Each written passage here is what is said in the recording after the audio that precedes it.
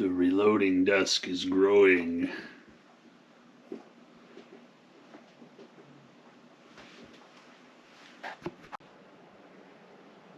Hey everyone, welcome back to 7-Star Tactical. My name is Jay. It's 2021. Got a new video coming your way. This week we're going to tackle putting primers in and kind of give a brief overview and sort of a review about the RCBS bench priming system. Oh, excuse me, the automatic priming system. It's a bench primer, whatever. I know that is not technically the next step in the 300 blackout loading process. I anneal between the last step and this step.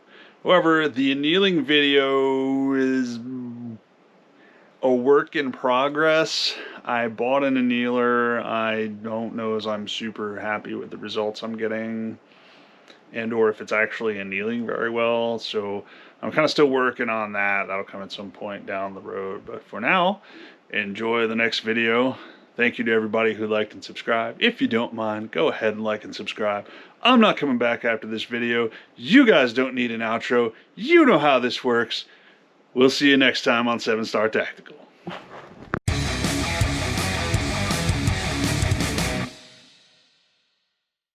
So once we have sized them, reamed out the neck, resized them, trimmed, chamfered, deburred, annealed, these are now ready for the final couple of steps of case prep, or what I consider case prep anyway. So the last thing I usually do, just got a Lyman primer pocket reamer. This is a small one for the small pockets in these. Just stick it in, give it a couple of twists to make sure that it's sized okay. So there's a couple of things you'll run into when converting these from 223 556 to 300 blackout. The one is going to be just a tight primer pocket. Some of these are a little tight. When you stick it in there, you can feel a little bit of resistance. Just give it a couple turns until it turns easy. The other thing you're going to run into is crimps on these. So let's see if I can find one that has a crimp here that we haven't done. You can see the inner ring here on this primer pocket. That is one form of crimp. So you won't be able to seat the primer in there until you ream that out. So you just basically stick the end of this in. You feel it goes in there. See, I don't even have to hold the case. It goes in there really tight.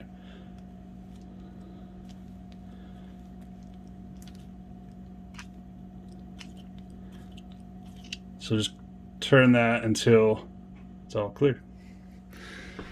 Now there's also another kind of crimp. So you're also going to run into another type of crimp that looks like this. So that actually looks like it's been staked in there. So you're going to do the exact same thing with that. Again, this is going to go in there really tight.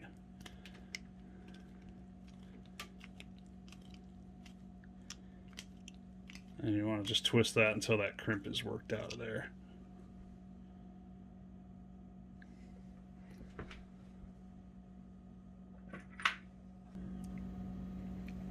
Alright, so normally I don't do a ton of these at a time because that motion kind of cramps my hands after a while. So I'll do a few and then come back there and do a few. And I'll work up 100. And then we'll go on to the last step, which is priming these cases. The name right. So this is the RCBS automatic priming tool. Or I like to refer to it as a bench primer. That's what it seems like to me anyway. So this is basically in place of hand priming, which I can't stand, or priming on the press, which Hornady has a terrible priming system for their single stage press. So this is what you use instead. So it basically comes with all of this stuff. You get a primer tube for large primers, and you get a primer tube for small primers. There's the main cylinder here. This does not move. You put your shell holder in there. Again, this is a number 16 by Hornady.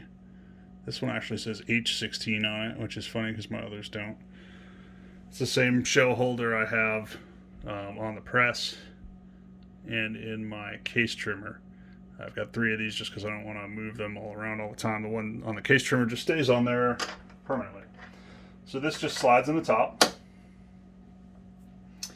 And you've got, these are right on the press here. You've got a ram for large primers and you've got one for small primers. So just pick the appropriate one, whichever primers you're loading. 300 Blackout, so those are small rifle primers. Sure there's nothing on it. That ram just slides down in there. And then this is where the magic for the primers happens. So, alright, so this is the RCBS primer tray. Well, this one says primer tray too. Basically a cover over a primer tray. I see all the whorls scribed into this here. These will actually flip over our primers for us if they are the wrong way. So the way this works, you're going to take your primer tray. Alright, so you're going to take your primer tray. You're going to take your gift from the gods, because these are super hard to find. You're going to take your small rifle primers for 300 Blackout. And you're going to take this tray of primers. I'm missing one, and I'll explain that in a minute. I just kind of take this tray, set it on top of the little plastic tray that the primers come in. Let's see if we can do this on camera. So you're just taking this tray, setting it on top of the primer tray that they come in. Just hold them both and flip it over.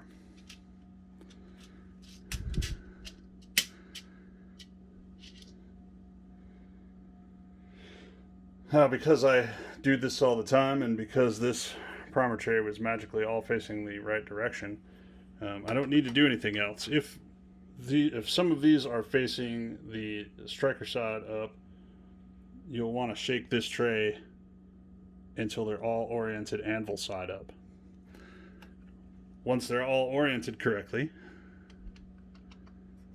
and you just shake it gently from side to side. Don't obviously put the lid on and shake it hard, it won't do anything. So then you're going to take this, you're going to put this lid on, and you're going to attempt to do this on camera while not dropping them all over the place. You just flip them over. Then you pull this up, and now they're all striker side up.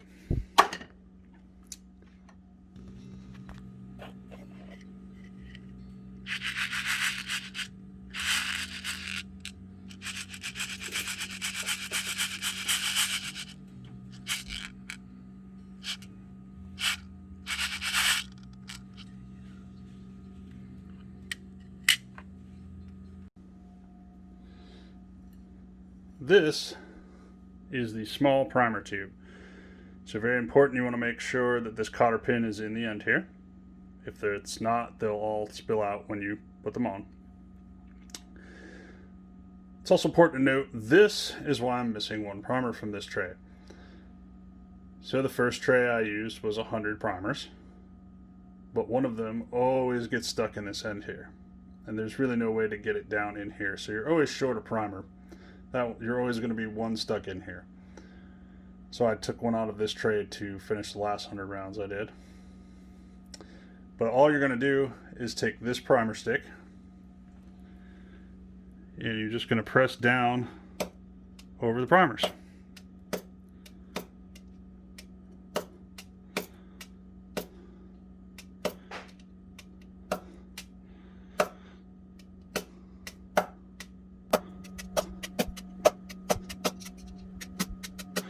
And we're just going to do 20 for right now, since that's all the cases I prepped for the video. Once you got that done, you come back over to the auto primer. You will flip this, and you can hear those primers slide down. You will just stick this into this hole, and then pull the cotter pin. Now there's a spring-loaded detent here that prevents these from coming down on their own. Make sure you put the cotter pin somewhere you can find it. I like to put it right on the tool so that I don't lose it. All right. And this is how this works. So what you're going to do, take the handle here, press all the way down. This will come up. The ram is going to activate the spring-loaded detent and allow one primer to drop in the cup. When you let go, and you can see there's only one primer in that cup, and when it goes all the way back, that detent pin is still holding the rest of the primers. Side note, this was my problem. So these primer tubes are exactly how Hornady does theirs on the press. However, the thing that you screw onto Hornady's press is kind of like this, except for instead of a detent pin here, they just have a crappy piano wire spring that does not have the power to hold all of these back. So when the press comes up and activates this with the little primer ram on the side of the Hornady primary ram, it just dumps primers everywhere. And you always get at least a couple that fall on the floor. And it's just not reliable. But this works 100%. I've done hundreds this way. And this never allows more than one to come out. Now, sometimes if you do get a little excited and you jam this and let it go really fast, either the one primer will bounce out of the cup or you'll get a second primer that bounces off the top of it. But so just kind of go slow and steady with it. Don't bang on it as fast as you can or it will fly everywhere. But you're not going to lose all of them. It's always going to stop after one or two. So, once you've got that primer in the cup on top of the ram, you simply lift this handle all the way up, take one of the cases that you clean the primer pocket out on, and just slip it into the shell holder. And then you're going to take this handle, and then just push down until it stops. Lift it back all the way up, and your case is primed.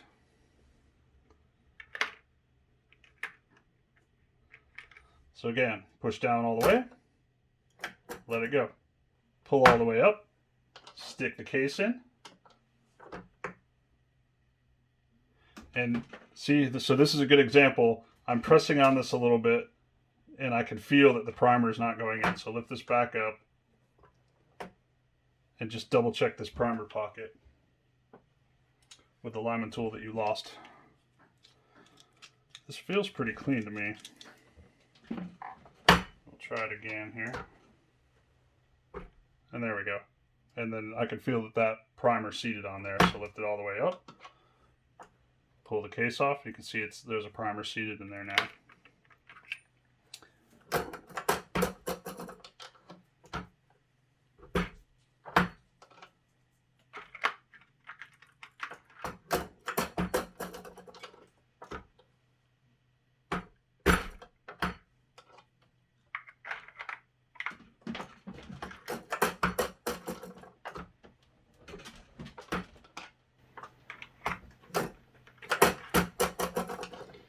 And then one thing you want to remember with this, you might be tempted to just keep your hand here and hold the cartridge when you're priming it. Don't do that, because if that primer ever goes off, you don't want your finger to be in front of the case mouth. That's where all of the pressure is going to be relieved. So unless you want to injure yourself, once you put this in here and you go to prime it, pull your hand away. So that is priming with the RCBS automatic primer tool, or I call it a bench primer, whatever. It's pretty green. Ooh. So here is a situation you could run into, which I've run into once. It sucks, but you don't want to blow anything up. So I had a case in here once, and this had a primer in it, and I went to put the primer in the case, and it pushed up partially, but it wouldn't seat fully. So I don't want to blow the primer up by just jamming on this and creating, so much pressure that it causes it to ignite. But there's also no way to get this back off the shell holder. If you've ever primed in a press or one of these, you'll know, once that primer starts going in, it's going to hold the case onto this shell holder. So there's no way to get this shell back off the shell holder because it's being held in by the primer that's partially in. So in that case, there is an Allen head screw, and this comes with an Allen wrench that fits in there. There's an Allen head screw on the side here. What you're going to do is just lift this handle up. You're going to unscrew this Allen head screw until you can pull the central cylinder out. Once you pull the central cylinder out, you should be able to get this shell holder off of the central cylinder. Once you get the shell holder off of the central cylinder, now the reason you need to pull this out, and I'm holding it in there with pressure, so this does not retract far enough to allow you to pull the shell holder out. Okay? So this ram needs to be removed in order for you to pull the shell holder out. So if this is in there underneath your primer and your case, you can't pull the shell holder out. So lift this up, take this Allen screw out, pull the whole cylinder out. You can then, because the ram will fall out of the bottom when you pull it out, you can then take the shell holder off. I'll show you what that looks like. So you'll then be able to pull the shell holder off with the casing stuck in it. Now, probably 90% of the time that a case is stuck in one of these shell holders, you'll drop it on the floor. Now, probably 90% of the time a case is stuck in one of these shell holders, you'll be able to look at the bottom and you'll see that the primer is not seated fully. And you'll be able to see in there that the side of the primer is still protruding out. The best way I've found to get them out, well, and now of course I can't find my flathead. Why would I be able to find that? That would be silly. I'm not going to be able to show example because I don't have my flathead screwdriver. I don't know what I did with it. But anyway, the best way I've found to get these out is take a small flathead screwdriver in here and just lever it against the side of the primer until it pops back out of that pocket. Because since it's not seated fully in there, the chances are it's not going to be in far enough to prevent you from levering it out the side. And you won't set it off by pressing against the side and levering it out. What you don't want to do is press against the bottom with anything sharp, because that could set it off. But if you lever against the side of the protruding primer, you'll be able to lever it out, and then you can take the casing out of the shell holder and then get back to priming. You'll want to make sure at that point that you ream this out really good so that that primer will actually go in. And then once you put this back in, it doesn't go in here like you would think. There's a ring around the bottom, but that will allow this to sit in too far, and then you won't be able to activate this because it will be pushing down on a lever. So this comes up a little bit. You'll probably, before you take it out, just draw a line around the bottom of the cylinder with a Sharpie. That's what I did. And then once you get it back in there to the Sharpie line, you can tighten down this Allen bolt.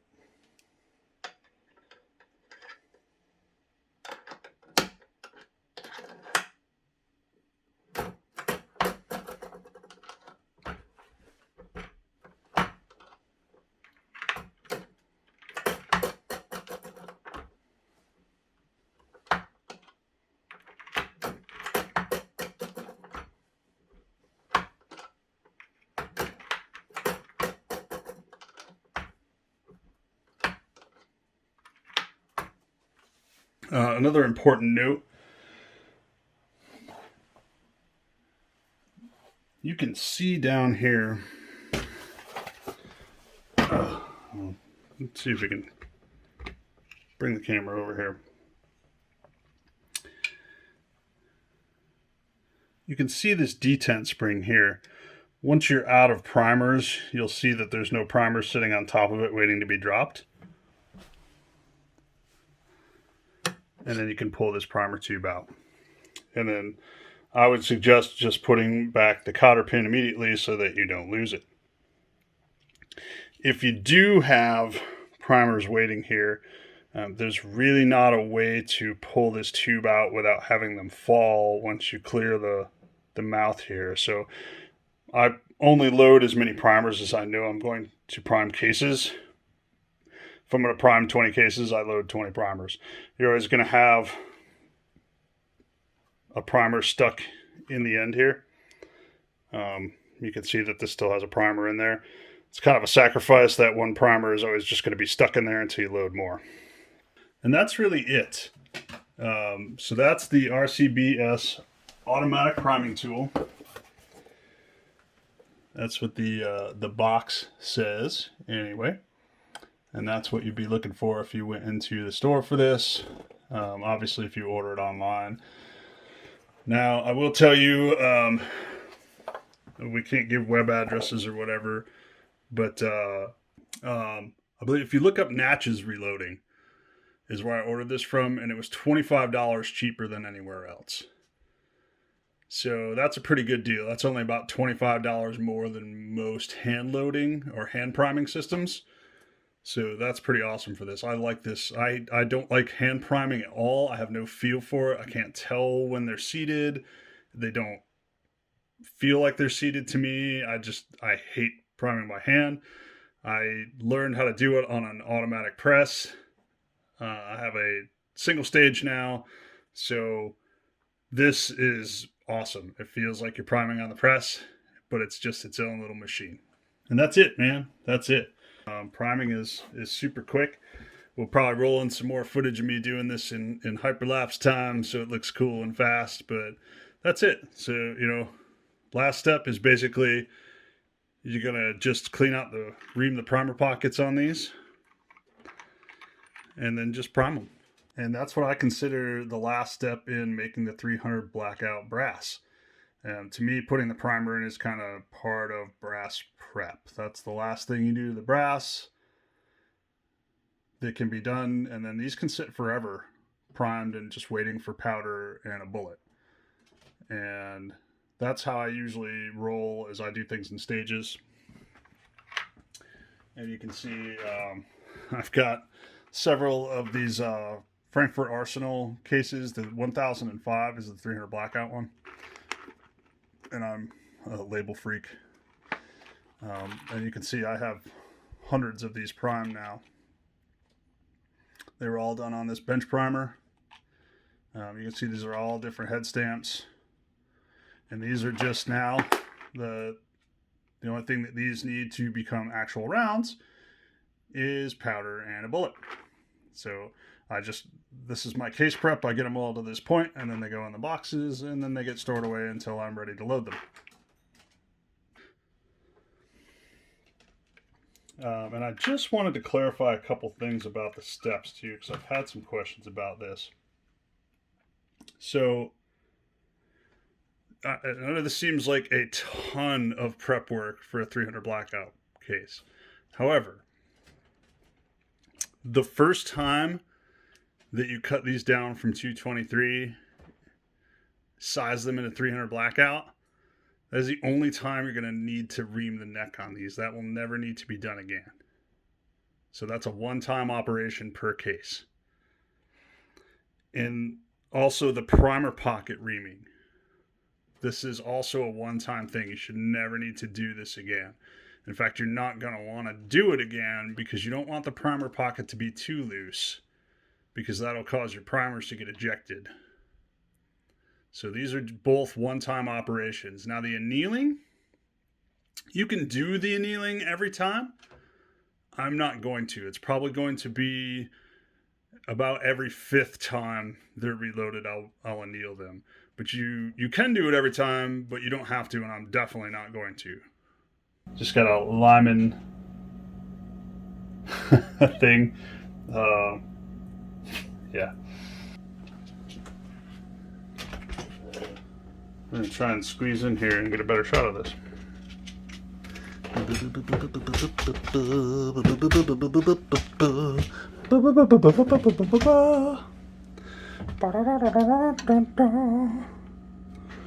'Too far, squeezed in too far.